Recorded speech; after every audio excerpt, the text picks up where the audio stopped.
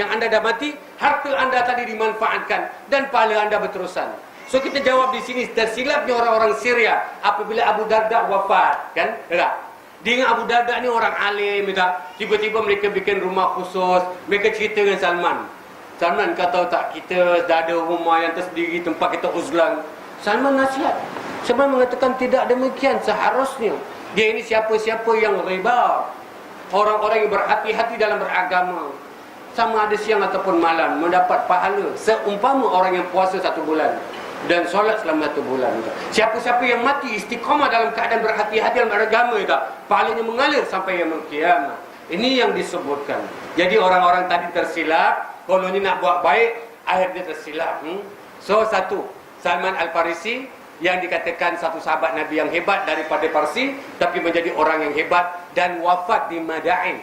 Madain Saleh yang kita tahu ya, di sana sekitar zaman Utsman bin Affan. Nah, akhan Nabi sallallahu alaihi wasallam, Nabi mempersaudarakan yakni baina Salman wa Abi Darda, antara Salman dengan Abi Darda. Siapa Abi Darda? Namanya Umair bin Zaid bin Qais Al-Khadraji. Apa tak? Orang Arab Madinah di antara yang paling banyak Aus dan Khazraj, Bani Ausi dan Al-Khadraj. Dua orang Arab, walaupun Arab ni banyak di Madinah, tapi yang duduk betul-betul di kawasan Masjid Nabi ni yang paling banyak Bani Aus dan Khazraj. Yang beliau ni daripada Bani Khazraj, akan tetapi Abi Darda menurut sejarah di antara orang-orang Bani Khazraj yang masuk Islam last. Anda tahu sejarah yang kita sama-sama cerita bahawa apabila sebelum Nabi sampai di Madinah, kan, Nabi sudah mengutuskan Mus'ab bin Umair, seorang sahabat Nabi yang bijak, berdakwah. Orang-orang Madinah dah dapat tahu ada agama yang baik dan mereka bikin haji, mereka bai'ah di Mina, batu bikin haji. Itu bai'atul Aqabah 72 orang. Di dalam itulah di antaranya Bani Aus dan Khazraj sebagian-sebagian. Orang-orang yang ikut bai'ah itu dinamakan Al-Ansari. Apabila Nabi sampai Madinah, orang-orang Khazraj dan Aus ini masuk Islam. Yang ikut masuk Islam juga digelar sebagai Al-Ansari. Walaupun tak ikut bai'ah, tapi digelar pasal mereka ni orang-orang yang mula-mula masuk Islam. Was-sabiqunal awwaluna minal muhajirin wal ansar. Nampak tak? Orang-orang yang mula-mula masuk Islam di antara orang-orang Mekah yang berhijrah, muhajirin wal ansar. Ansar ni diartikan orang-orang Arab Madinah yang mula-mula masuk Islam. Jadi siapa-siapa yang ikut bai'ah Al-Ansari, yang tak ikut bai'ah tapi dia menyusuli, Nabi sampai Madinah masuk Islam semua, itu juga digelar sebagai Al-Ansari. Beliau ni lambat sikit. Bila Nabi sampai di Madinah, orang-orang Aus, Khazraj masuk Islam semua. Dia ni tak nak, ada degil sikit. Mati-mati tak nak, kata. Ada seorang sahabat yang bernama yakni Abdullah bin Rawaha dan Muhammad bin Maslamah. Ni Bani Khazraj juga, members ni. Dia cakap Abu Darda masuk Islam lah, nama dia Uwaimir. Uwaimir, masuk Islam lah, kita mudah masuk, habis semua satu kampung. Semua Bani Khazraj masuk, kau seorang tak masuk, buat malu kaum kerabat dia. Dan dia ni tak nak. Dia kata aku sayang dengan aku punya patung ni. Dia sayang. Patung kat rumah dia, patung balik 5-6 disimpan. Favorite. Sayang dia ulak-ulak ni. Ini si Abdullah bin Rawaha dan juga yang ini Abdullah bin Rawaha, nanti kita cerita dalam peperangan dia mati. Dia dengan Muhammad bin Maslamah ni, si Uwaimir tak ada ni, keluar rumah dia ambil dia rembat pecah-pecahkan. Kira macam Nabi Ibrahim lah pecah-pecahkan. Bila Uwaimir ataupun Abu Darda balik rumah, macam boleh pecah ni tak? Jadi marah. Dia bukan marah dengan orang yang pecahkan, dia marah dengan patung ni. Dia cakap, patung tak? Orang pecahkan kau pun kau boleh relax aja. Ya. Bila lah diri tak boleh bela diri pula. Inilah yang menyebabkan akhirnya Abu Darda memilih Islam dan dia masuk Islam. Jadi walaupun dia orang yang terakhir di kalangan Bani Khazraj masuk Islam, tapi sejarah mengatakan tak lebih daripada 6 bulan. Kerana Masjid Nabi siap, Masjid Nabawi. Masjid Quba 4 hari Nabi tinggal. Of course lah 4 hari tak logik boleh bikin masjid kan. Tapi dinamakan Masjid Quba. Waktu Nabi berada di Quba, Nabi sampai Madinah. Sebelum sampai Madinah, Nabi tinggal di sana 4 hari. Menurut hadis yang masyhur, Bukhari mengatakan 10 hari. 4 hari mana boleh bikin masjid pada zaman Nabi, ya tak? Tak ada excavator, ya tak? Tak ada stembrel, tak ada apa, ya tak? Semua Nabi cacakkan. Nabi cacakkan tiang-tiang kurma. Nabi mengatakan hazal masjid. Jadi masjid lah, ya tak? Orang sambunglah bikin lagi, tak? Lepas tu Nabi pergi ke Madinah 6 bulan. Barulah Masjid Nabawi siap. Jadi orang mengatakan tidak lebih daripada 6 bulan Bani Auf dan Hadrat semuanya telah masuk Islam. Ini kisahnya. Wallahu a'lam. Jadi ini Abu Darda ni orang Bani Hadrat yang akhir masuk Islam. Tapi ceritanya yang bersangkut paut dengan ini patung berhalanya. Lebih kurang macam gitulah. Lambat pun tak lambat, cuma 6 bulan aja. Padahal beliau ni adalah di antara peniaga yang sukses. Dia sendiri sebut, kata Abu Darda, sesuatu yang sangat baik. Umpama jihad fi sabilillah, iaitu menyatukan dua perkara, perniagaan dengan ibadah. Kata Abu Darda, satu benda yang paling mulia. Dengar peniaga-peniaga kalau ada sini. Satu benda yang paling mulia yang aku anggap umpama jihad fi sabilillah, apabila seseorang yang boleh menyatukan antara perniagaan dengan ibadah. Tapi ketahuilah, manusia tingkatannya tak sama. Ada orang yang mampu melakukan demikian, seperti mana Abu Bakar As-Siddiq, Uthman bin Affan, Abdurrahman bin Auf. Ini orang-orang yang Allah pilih, selected, ya tak? Orang yang gifted. Mereka menjadi businessman. Di saat yang pertama, mereka ni orang yang hebat dalam beragama. Akan tetapi tak semua orang yang ada, tak semua orang yang boleh. Kalau hari ini ada orang yang boleh, first class, macam Abu Bakar, macam Uthman bin Affan, dan macam yang ini Abdurrahman bin Auf. Bukan tak ada, ada, ya tak? Tapi kata Abu Darda, manusia tak sama tingkatan. Sebagian mereka hanya mampu boleh menyatukan perniagaan dan ibadat hanya peringkat awal. Di akhirnya mereka kalah. Ada yang langsung tidak boleh. Kata Abu Darda, pada permulaan aku juga ingin menyatukan perniagaan dengan ibadah. Akan tetapi aku terasa sulit untuk menyatukan perkara tersebut. Maka aku memilih ibadah. Bukan saya katakan kita kena tinggalkan perniagaan, tidak. Tapi orang ini ahli perniagaan yang sukses, businessman yang sukses, tapi dia nak beritahu kepada kita, berhati-hatilah. Katanya jangan sampai ini ibadah ini tertinggal sehingga kita berniaga ataupun bekerja. Wallahu alam, saya sebut macam gitulah. Maksudnya nak beritahu, asalnya Abu Darda ni seorang peniaga yang sukses, tapi akhirnya dalam sejarah di antara sahabat-sahabat Nabi yang warak. Warak maksud apa? Meninggalkan dunia, mengutamakan ini agama. Itu warak. Warak belakang. Membelakangkan dunia, meletakkan agama nombor satu. Orang yang zahid ila Allah, orang yang mampu bersungguh-sungguh, zuhud, bersungguh-sungguh untuk mendapat derajat kemuliaan Allah Subhanahu wa taala. Di antara sahabat-sahabat Nabi yang dapat gelaran zuhud, zahid ila Allah ataupun ini warak adalah Abu Darda.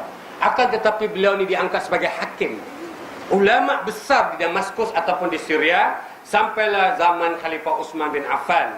Beliau ni guru agama. Guru agama yang diperintahkan oleh Umar pergi ke sana jadi guru. Dan dia di antara pakar Quran. Pakar Quran sahabat Nabi selepas yang 4 tu, nombor 5 dia. Pada zaman pemerintahan Khalifah Amirul Mukminin Umar bin Khattab, orang-orang Syria ni utus ini surat supaya datangkan guru-guru agama. Katanya di Syria ni banyak orang nak masuk Islam. Orang-orang Rom ni dah mulai mencari agama Islam, tapi tak ada guru. Umar pilih. Umar cakap, aku perlukan 5 orang. Tolonglah ahli Quran ini pergi ke Syria. Kebetulan yang paling pakar tentang Quran, Ubay bin Ka'ab, sakit. Abi Ayyub Al-Ansari dah tua. Abi Ayyub Al-Ansari kemarin saya cerita, orang Arab yang paling tahu tentang adat orang Arab. Orang Arab yang tahu tentang adat orang Arab kerana di waktu Nabi hijrah. Nabi bila hijrah, dia dah duduk 4 hari dekat Kuba. Bila Nabi sampai Madinah, orang Madinah dah standby ni, tunggu dengan rebana, kena tunggu marhaban, Nabi datang. Bila Nabi sampai tu, orang-orang macam-macam, ya Rasulullah, aku ada rumah, aku ada macam-macam. Abi Ayyub Al-Ansari ni orang bijak. Dia tak payah ambil. Dia tengok Nabi pelagik Samsonet tu. Nabi pelagik, dia ambil dan diam. Dia letak kat rumah dia. Bila Nabi dah sampai ke Madinah, bila Nabi dah pilih tempat, dia tak. Orang cakap, Rasulullah tinggal rumah saya. Dia kata, tak. Aku nak cari mana aku punya lagik sana. Kan? Samsonet. Aku pelagik tu. Habis cakap kat rumah, Nabi cakap kau orang tak ada peluang lah balik rumah. Pasal adat orang Arab macam gitulah. Kalau anda nak ajak orang balik rumah, ya tak? Anda jumpa dia masuk ke airport, ya tak? Terus ambil lagi, tahu kereta sedikit. Tak payah peluk-peluk. Cerita dia macam gitu. Orang yang paling pandai dalam masalah. Ini dah tua. Maka dia tak boleh pergi. Ubay bin Ka'ab pun tak boleh pergi. Tinggallah 3 orang yang dapat pergi. Di antaranya iaitu Abu Darda. Ubadah bin Samit pergi ke Himso ni di Jordan, batasan sebelah barat Palestin. Kemudian satu lagi sahabat di Palestin, dan beliau ni Abu Darda yakni di Syria dipilih ke sana.